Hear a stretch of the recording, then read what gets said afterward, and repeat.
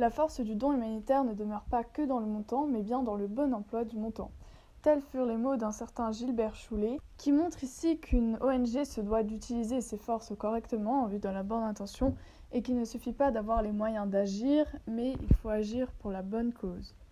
Les organisations non gouvernementales se développent massivement à partir du XXe siècle dans un contexte géopolitique caractérisé par de nouvelles formes de conflits impactant les pays en développement. Les ONG se spécialisent dans certains domaines de l'environnement, à l'humanitaire et sont présentes à l'international. C'est bien connu, leur aide est souvent saluée par l'opinion publique et pourtant, ces derniers temps, de nombreux scandales ont pu éclater en leur sein, entre viols ou abus de profit. Alors, l'action des ONG au service des bonnes causes a-t-elle perdu son éthique ? Nous répondrons à cette question dans cette vidéo en vous expliquant d'abord qu'est-ce que sont des ONG, quelles sont leurs histoires, puis comment leurs actions aident la société, et enfin pourquoi elles se retrouvent parfois au centre de gros scandales. Il serait donc d'abord intéressant de s'intéresser à ce qu'est une ONG. Eh bien, une ONG, c'est une organisation non gouvernementale et c'est une organisation formée par des individus ayant décidé de se regrouper librement hors de la sphère de l'État pour mener des activités de solidarité internationale à but non lucratif, c'est-à-dire sans chercher à faire de profit. Les ONG se différencient des autres organisations charitables comme les associations en France comme Emmaüs par exemple, par la dimension internationale de leurs activités. En effet, elles sont des associations de solidarité qui se consacrent essentiellement à des missions internationales, comme par exemple des programmes de distribution de nourriture dans des pays souffrant de la famine. Par ailleurs, les ONG forment des réseaux internationaux puissants qui leur permettent d'intervenir dans les affaires internationales. De plus, un de leurs principes est de s'appuyer sur l'approbation de l'opinion publique pour pouvoir faire pression sur ces affaires internationales justement. Elles emploient ainsi beaucoup les médias puisqu'ils leur permettent de sensibiliser les gens grâce à des images montrant les réalités par exemple de la guerre qui sont souvent cachées et difficiles à regarder car très violentes. Le concept d'ONG reste tout de même très vaste car on trouve énormément de branches, il y a énormément de variantes d'ONG, par exemple ce qu'on appelle les bingos qui sont des ONG internationales favorables aux entreprises comme la Croix-Rouge, les ONGE qui sont des ONG environnementales, les GONGO, donc qui sont des organisations non gouvernementales organisées par le gouvernement. Oui, je vous l'accorde, c'est assez paradoxal, mais on retrouve cela dans des pays comme la Chine, donc vous comprenez tout de suite mieux. Il y a énormément d'autres types d'ONG ou de variantes d'ONG. Et au sein même des ONG, on a des rôles qui divergent beaucoup puisque les causes ne sont pas les mêmes. On a les ONG dites de développement qui s'occupent des problèmes structurels dans les pays, par exemple en construisant des écoles. Puis on a celle de défense des droits de l'homme, comme la FIDH, on a celle de protection de l'environnement, et bien sûr celle des actions humanitaires que nous allons vous détailler un peu plus tard. Avant cela, nous allons, au travers de l'histoire des ONG, essayer de mettre en avant le fait que leur importance, leur influence n'a cessé d'augmenter au fil des années. Il faut savoir que les premières vraies ONG apparaissent au courant du XIXe siècle, puisqu'elles sont catalysées par la virulence de l'esclavage et la volonté croissante qu'a l'opinion publique de l'abolir. Ainsi, la première forme d'ONG était destinée à défendre les droits des esclaves. D'autres problématiques au même moment, comme la question de l'environnement avec la révolution industrielle et celle du droit des femmes, vont alimenter également l'émergence des premières formes d'ONG. Toutefois, ce sont quand même les guerres qui restent les premières causes de création d'ONG puisqu'elles font énormément de victimes, civiles comme militaires, par milliers voire par millions. Henri Dunant est un nom à retenir puisque c'est le premier à s'engager pour les causes de la victime de la guerre de manière neutre. Il est souvent considéré comme le père fondateur des ONG telles que nous les connaissons aujourd'hui, puisqu'en effet, au nom des droits de l'homme, il s'emploie sous le règne de Napoléon III à soigner tous les blessés de guerre, ennemis comme alliés, sans distinction, en toute neutralité.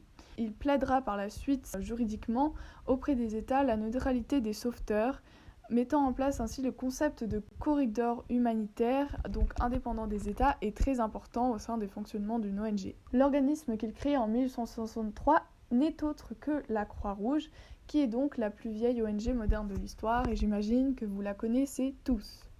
La notion d'ONG est officialisée dans le courant des années 40, puisqu'on a dans cette période la Seconde Guerre mondiale, qui poussera à la création de nombreuses ONG, étant une véritable catastrophe humanitaire. Ainsi, le 27 février 1950, sous la résolution 288 de l'ECOSOC, le terme d'ONG est clairement défini et leur action est reconnue dans une première mesure. Une fois la paix instaurée en Occident après les meurtrières guerres mondiales, les ONG, qui sont bien souvent basées dans des pays développés, finissent par se tourner vers les pays en développement qui, eux, rencontrent des conflits, de nombreuses difficultés à partir de la guerre froide et qui ne cesseront de s'accroître par la suite. Ainsi, c'est dans les années 90 que la popularité des ONG explose puisque le phénomène de mondialisation ne fait que creuser les inégalités dans ces pays en difficulté. Par ailleurs, les populations ont plus tendance à faire confiance à des organismes non reliés à des États qui semblent plus fiables, n'étant pas à la recherche de quelconque intérêt politique ou économique. Par ce phénomène, aujourd'hui, les ONG ont fini par se doter d'un rôle crucial dans les relations et les conflits géopolitiques, s'illustrant comme de véritables acteurs politiques influents grâce à leur vaste réseau international et à leur action sur le terrain. Bien souvent consultées et participantes aux sommets internationaux, elles font souvent office de contre-pouvoir face à des gouvernements qui ne parviennent pas toujours à combler tous les besoins de leur population, ni de maintenir la prospérité et la paix. Ensuite, l'action des ONG participe au bien-être de la société. Donc, tout d'abord, les sociétés ont des mal-être. Donc, il y a l'émergence de nouveaux conflits. En effet, il y a moins de conflits, de guerres dites classiques, comme on a pu le voir sur les Premières et Secondes Guerres mondiales, mais les pays les moins développés subissent encore des conflits ou des attaques comme le terrorisme et font également face à la misère, la surexploitation, comme en République démocratique du Congo qui fait face à la surexploitation minière. De plus, ces sociétés n'arrivent pas à subvenir à tous les besoins du peuple, notamment les besoins sociaux et économiques, et c'est pour ces raisons que les ONG sont nécessaires. Comme nous l'ont montré certains philosophes comme Descartes, l'homme à l'état de nature est libre et compatissant, les hommes s'entraidaient entre eux. Toutefois, de nos jours, les sociétés sont de plus en plus individualistes.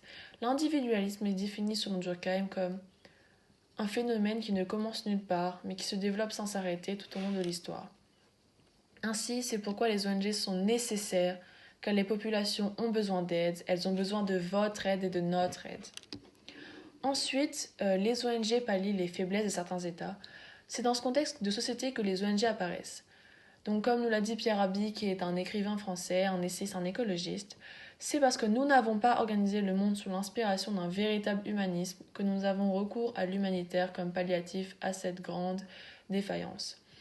Ainsi, on voit bien que le mot palliatif nous montre que les ONG sont vraiment là pour pouvoir remédier aux faiblesses de l'État et les grandes défaillances montrent bien que les États ont certaines faiblesses. Ensuite, les ONG, elles agissent par pure solidarité, soit gratuitement, avec des bénévoles qui font ça durant leur temps libre, et également à l'aide de fonds. Cela permet le rassemblement des peuples et également d'aider réellement les gens dans le besoin. Ensuite, les ONG aident dans les conflits armés. Elles permettent d'alléger les souffrances des civils en intervenant dans le pays. Par ailleurs, les ONG défendent différentes causes. Nous allons aborder ici 3 causes différentes, les discriminations, les maladies et la pauvreté, à travers 3 exemples d'ONG. Premièrement, une ONG qui lutte contre les discriminations, c'est Islamic Relief Worldwide. C'est une des plus grandes ONG islamiques fondées par deux musulmans étudiants après avoir vu la famine en Afrique. C'est une ONG de solidarité internationale, de secours d'urgence et de développement durable. Elle intervient activement à travers le monde dans un grand nombre de pays ayant connaissant des conflits armés ou étant en développement comme l'Irak, le Mali et l'Inde. Islamic Relief Worldwide est classée comme une organisation terroriste en Israël, y compris ses principales branches, car elle fait partie du système de financement du Hamas. Un porte-parole de l'agence humanitaire musulmane a néanmoins déclaré que celle-ci n'avait aucun lien avec le Hamas.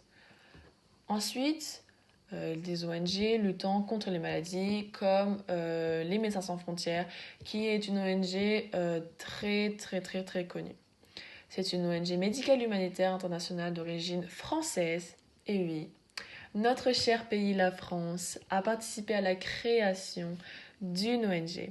Elle a été fondée en 1971. Elle porte assistance à des populations dont la vie ou la santé sont menacées en cas de conflits armés, d'épidémies, de pandémies comme en ce moment avec la Covid-19, de catastrophes naturelles ou d'exclusion des soins. Elle intervient notamment dans les pays d'Afrique pour par exemple l'épidémie d'Ebola ou le sida. Et elle a reçu le prix Nobel de la paix en 1999 qui récompense 30 ans de combat humanitaire. J'espère que ce prix Nobel de la paix récompense bien la reconnaissance d'un humanitaire civil, totalement indépendant des influences politiques et militaires, d'un humanitaire de nous tous, d'un humanitaire de révolte contre l'injustice et la persécution. Et cela n'est pas fini. Pour illustrer, Médecins sans frontières a commencé à intervenir en 1989 au Cambodge, qui est l'un des pays d'Asie du Sud-Est le plus touché par le sida. Enfin, nous avons des ONG qui luttent contre la pauvreté, comme Oxfam International. Elle a initialement appelé Oxford Committee for Famine Relief, donc elle a été créée pour agir contre la famine. C'est une confédération de 20 organisations caritatives indépendantes à travers le monde. Donc on a Oxfam International France, Oxfam International Australia, etc., etc., qui luttent aujourd'hui sur les terrains politiques, économiques et humanitaires contre la pauvreté et les inégalités dans le monde, ainsi que pour un développement durable.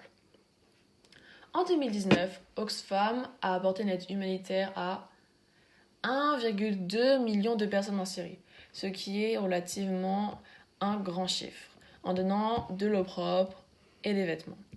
Toutefois, Oxfam connaît de nombreuses critiques, comme par exemple en 2011, la journaliste Karen Whitmire, qui reproche à Oxfam ainsi qu'à d'autres organisations non gouvernementales de communiquer avant tout sur la misère de l'Afrique afin d'attirer des fonds, plutôt que de montrer ce qui a réellement été accompli, ce qui cache ainsi l'état réel de l'Afrique. De plus, de 2006 à 2014, on a Scarlett Johansson, ambassadrice d'Oxfam, ancienne, vu qu'elle démissionne à la suite de pressions liées à sa participation à une publicité pour la société SodaStream, qui possède à ce moment-là une usine dans des colonies israéliennes.